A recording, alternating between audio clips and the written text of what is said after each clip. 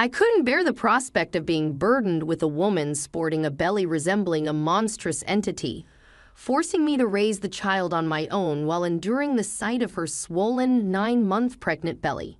His eyes exuded contempt, and a sly smile spread across his lips, anticipating this inevitable day. Despite foreseeing such an incident, I promptly retreated to my room. Returning with a document in hand, I bluntly presented the prepared divorce papers before Anton. He contorted his face in disbelief, exclaiming, "What the hell? What's this all of a sudden?" "Well, it was your idea.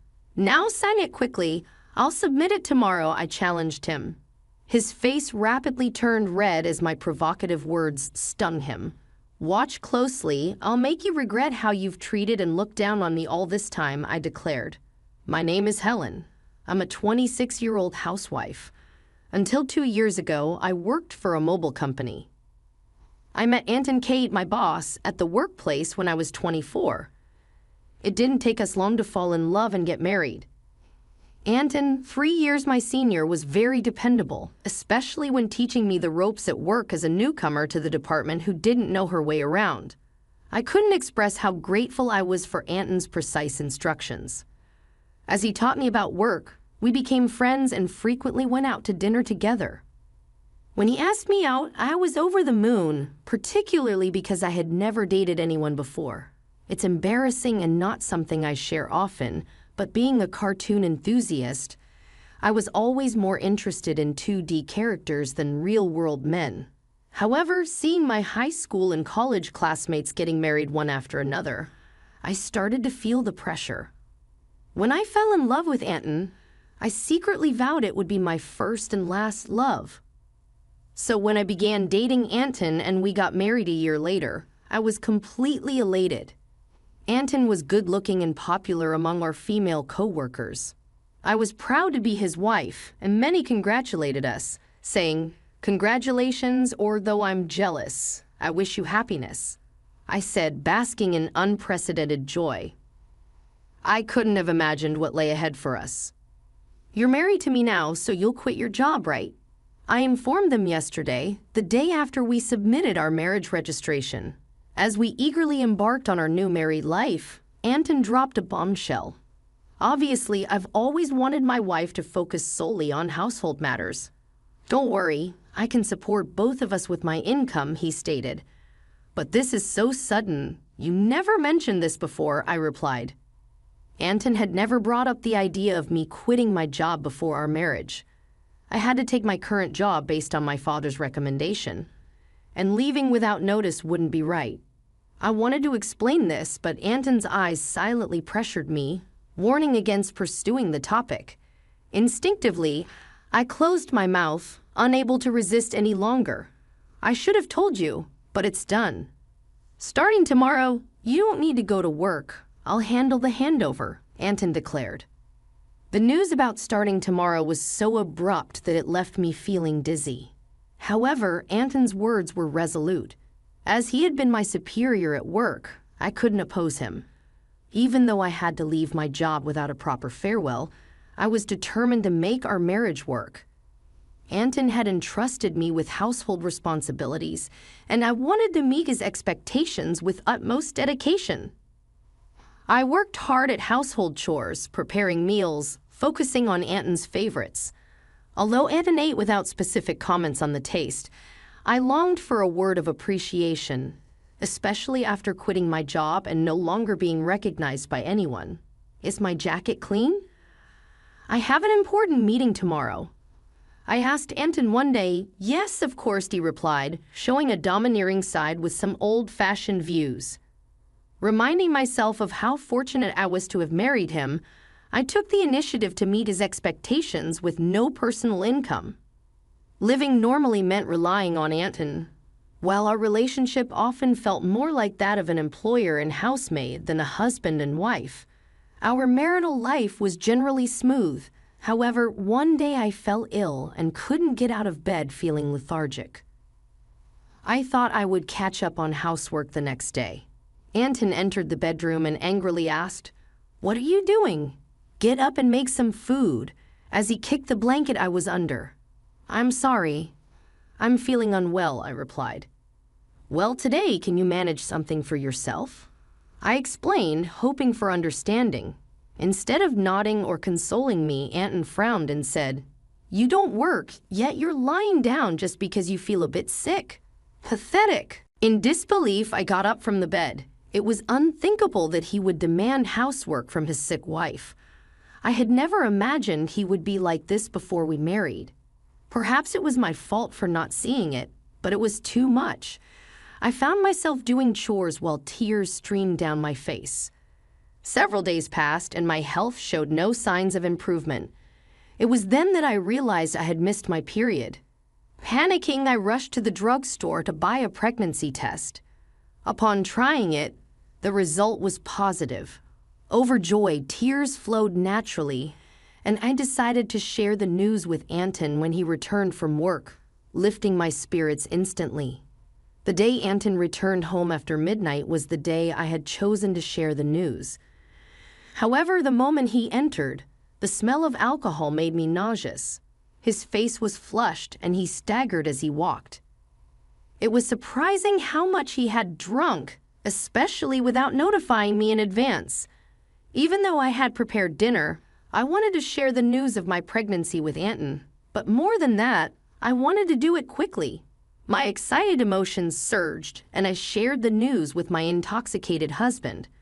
"Yes, I haven't been to the doctor yet, so it's not confirmed," I began, eager to convey our happiness. However, Anton's face darkened as he responded, "A child. What have you done?" His characteristically grim tone was unlike anything I'd ever heard before. "Ha, I don't want a child. Damn, this is the worst.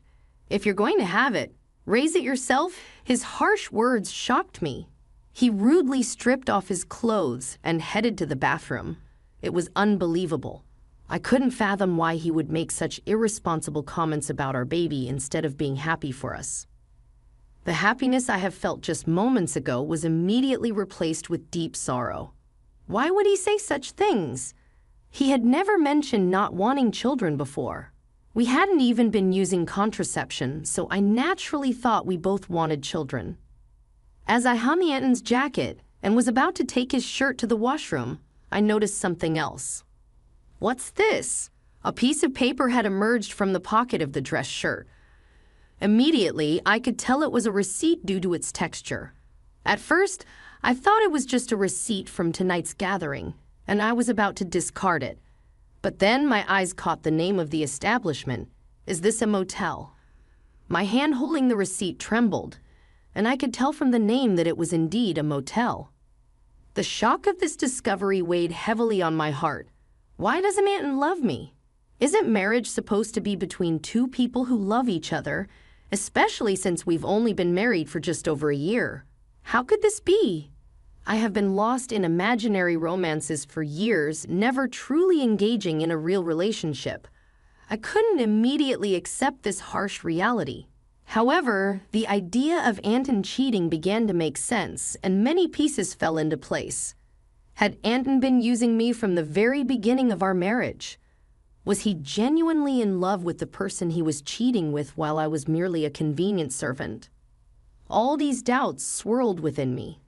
Was that the reason he reacted so harshly when he learned of my pregnancy?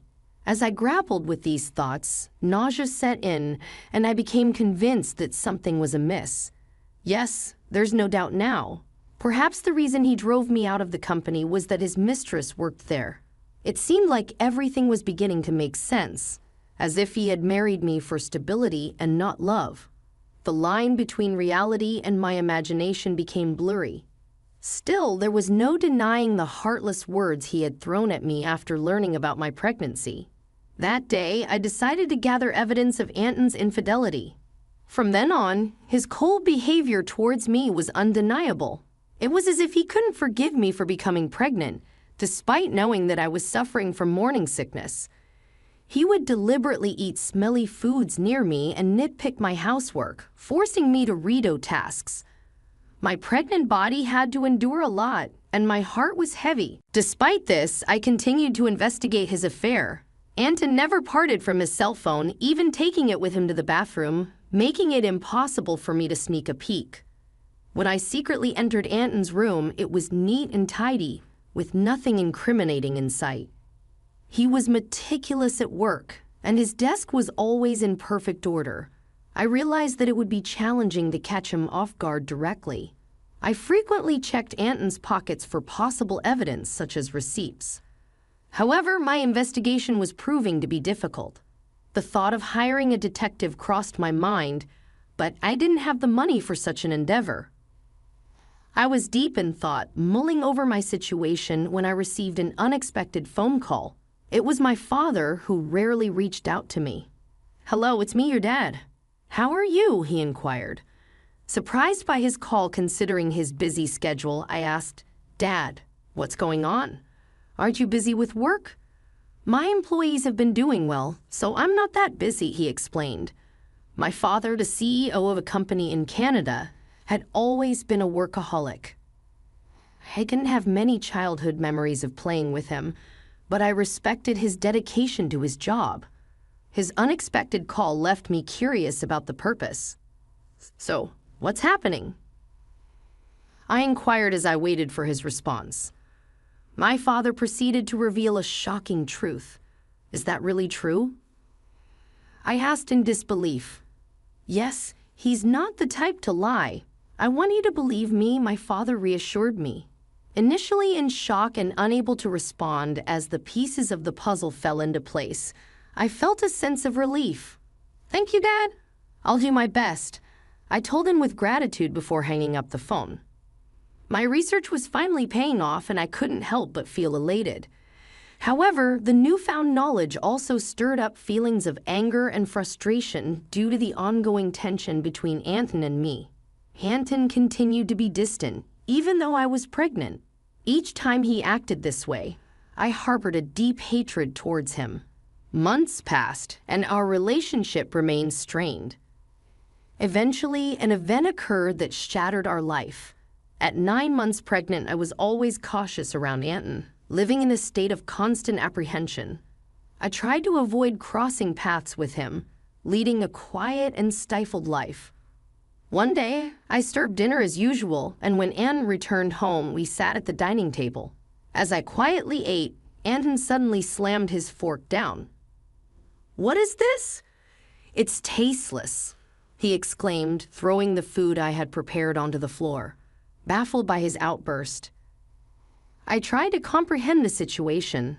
The anger at having the meal I had cooked discarded before me began to well up inside. "I've been contemplating this for some time, but recently you've been complaining about the taste of the meals I prepare." Anton criticized my cooking, stating it was tasteless. While it was true that since becoming pregnant, I had been using less seasoning to make healthier meals for everyone, this was only a temporary measure until the baby's birth. If he found the food bland, he could have simply added some salt himself. Why did he have to throw the meal on the floor? I was about to voice my complaint when Anton sneered and uttered hurtful words.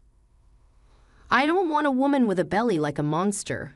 You have to raise the kid by yourself," he spitefully declared, his eyes filled with malice and a vulgar smile stretching across his lips.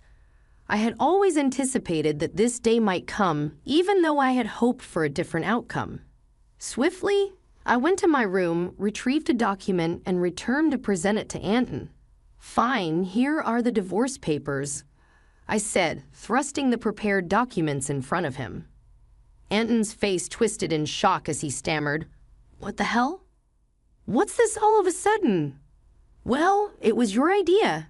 Now sign it quickly. I'll submit it tomorrow," I responded. In reality, I had been contemplating divorce since I began suspecting Anton's infidelity. However, with a child on the way, I was unsure if I could support myself if I took that step. But now I had a different plan in mind.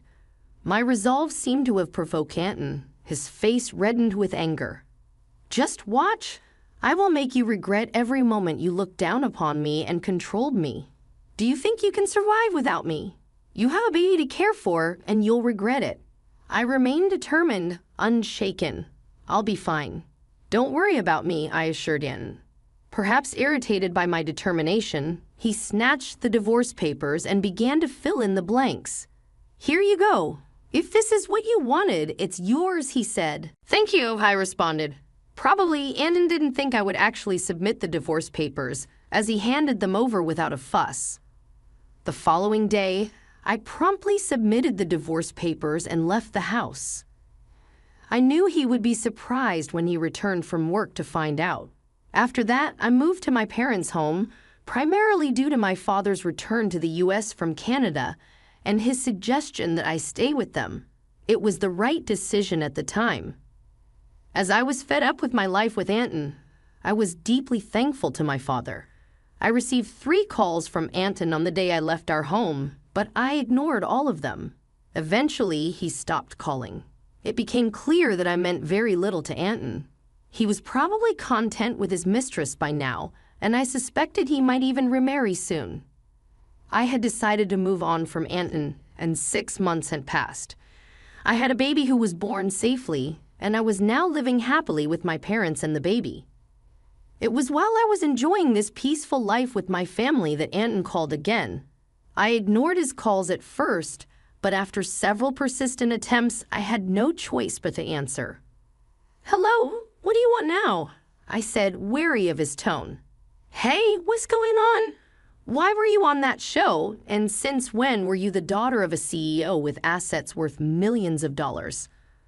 Anton's voice boomed with surprise and anger. It turned out that Anton had seen a TV show that was broadcasted after I returned to my family home. I had received a request from a TV station after returning to my family's home, thanks to my father's role as the CEO of a renowned global tech company. The show featured the lavish lifestyle of the CEO's family. Producers had come to our house and filmed the lifestyle of my father's family during the TV show interview. They discussed our family's wealth, mentioning a rough estimate of $10 million. I never imagined Anton would see that show, but the power of television is truly something. "Oh, by the way, I didn't tell you that I have an asset of $33 million due to an advanced inheritance." "That's why I was able to divorce you," I said. "Yes, my father informed me about the inheritance, which gave me the confidence to live comfortably even after divorcing Anton." Upon hearing this, Anton's reaction was immediate, and he was furious. "What? That's dirty. Why didn't you tell me about this before? Half of it is mine, right? Give me the money now." I calmly responded, just as I suspected after seeing the show, all you could think of was extorting money from me. Gifts from parents are not included in the property distribution. And are you forgetting your own misdeeds? Anton was puzzled and asked, "What are you talking about?" I continued, "I'm exasperated with your rage, Anton. You called me yourself. You should know. You can't blame me for what you did. You cheated, didn't you? With your new wife, and she's a junior from your company, isn't she? You started dating her even before our marriage." Anton was evidently shocked by the information I got from my father. I finally had the upper hand. "Did you think I wouldn't find out? My father told me he has many acquaintances in your company, and one of them informed me about your affair. I've never mentioned it, but I'll be demanding child support," I declared. Anton, still in denial, protested, "Stop kidding. Why should I pay child support? It's all because of you, right? You got pregnant on your own and slacked off with household chores. It's all your fault." Hearing Anton blame me without apologizing for his own mistakes was beyond belief. I couldn't believe I was ever married to someone so lacking in common sense. I truly felt it was the right decision to leave him. "Anton, I'm broke. My wife spent all the money I earned, and now I'm drowned in debt." Anton's pitiful plea fell on deaf ears. I went from anger to sheer disbelief. I never wanted to deal with such an unreasonable person ever again. With that thought in mind, I firmly gripped my phone. "What are you talking about? Do you even realize how ridiculous you sound? I never want to deal with you ever again. I'll have my lawyer handle the matter of child support. Never call me again, and you will not see the child anymore. Goodbye." After pouring out my emotions, I quickly hung up the phone. Afterwards, I blocked Anton's number and took a deep breath. It's over now, right? I won't get any more calls from Anton. I no longer want him disrupting my peaceful life, I thought. Just then, I heard my baby crying from the other room and rushed to soothe the baby. It turned out that he began paying child support every month, as per a former colleague's account. Anton claimed that the woman he remarried was quite a spendthrift, and he had to pay his current living expenses with debts. It seemed that because of these circumstances, Anton had tried to get a share of my inheritance by calling me. However, Anton, who didn't get a penny from me, now had expenses greater than his income. He was struggling either because he felt things were going south or he couldn't stand being looked down upon by his colleagues. What's more, he stupidly began his job search only after leaving his current company, resulting in being forced into a life of poverty. Hearing this from a colleague didn't move me in the slightest. I thought he deserved all the hardships. The harsh words and cold demeanor he showed me will never fade from my memory. I sincerely hope he gets what he deserves. On the other hand, I'm enjoying parenthood with my parents. I think I'll lead a comfortable life without financial worries. But since my father mentioned passing on the company to me, I'm all geared up to work. After all, I am my hardworking father's daughter.